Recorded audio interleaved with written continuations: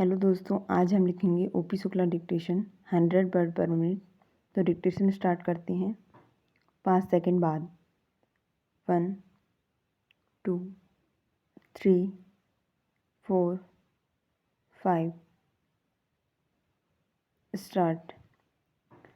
उपाध्यक्ष महोदय, यह जो बिल हमारे सामने है वह जिस रूप में हमारे सामने लाया गया है उससे यह मालूम नहीं होता है कि जो बुराइयां पिछले आम चुनावों में देखी गई उनका कोई हल निकले और सक्रिय रूप से चुनाव कराने की कोई एक योजना बन सके, ऐसा हमें मालूम नहीं होता। इसलिए कई बुराइयां जो पिछले आम चुनावों में हमारे सामने आई हैं उनको दूर करने का कोई प्रयत्न नहीं किया गया। इसमें कई बातें ऐसी हैं जिनको ठीक किया जा सकता था। जब इस तरह का बिल हमारे सामने आया है, जब किसी चीज़ को बदला जाना है तो उसके बारे में अच्छी तरह से सोच समझकर सभी आवश्यक परिवर्तन कर लिए जाते हैं।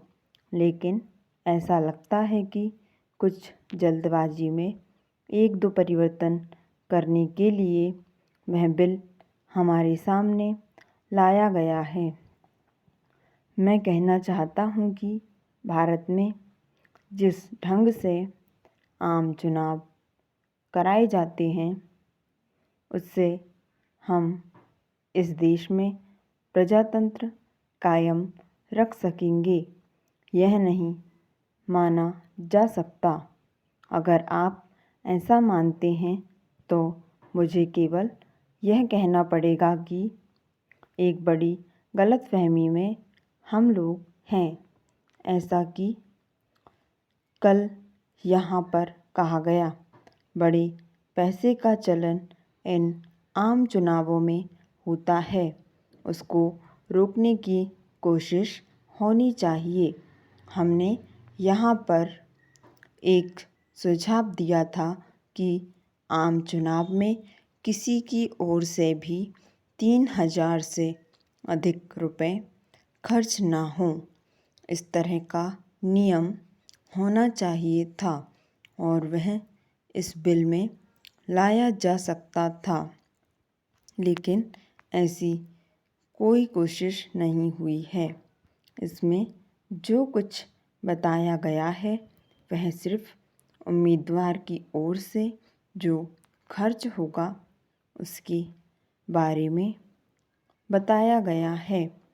उसकी पार्टी या उसके दोस्त या ठेकेदार का या फ़ायदा उठाने वाले बड़े व्यापारी उसके लिए खर्च करें तो उसके लिए कोई रोक नहीं है। इस प्रकार करोड़ों रुपए खर्च किए जा सकते हैं। इसके बारे में कोई रुकावट इसमें नहीं की गई है। मैं यह जानना चाहता हूँ कि एक तरफ आप कहते हैं कि स्वतंत्र चुनाव हो और एक सही जनमत का चित्र सामने आए, परंतु जब इस तरह से खर्च होगा और उसके लिए कोई रोक नहीं होगी तो कैसे सही लोकतंत्र और जनमत इस देश में कायम हो सकेगा, यह मेरी समझ में नहीं आता। बड़े बड़े उद्योगपति टिकट पाते हैं।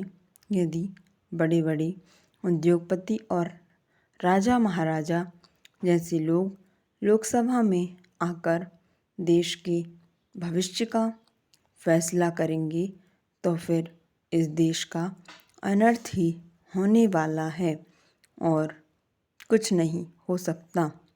एक तरफ तो सरकार समाजवादी होने की बात कहती है और दूसरी तरफ उनके जो काम है उसको देखने से यह साफ नज़र आता है कि सरकार किस दिशा में जा रही है। बड़े बड़े उद्योगपति जो पैसा खर्च कर सकते हैं उनके बल पर चुनाव लड़ा जा सकता है। स्टॉप। धन्यवाद। अगर आपको डिक्टेशन पसंद आई हो तो लाइक और सब्सक्राइब करना ना भूलें।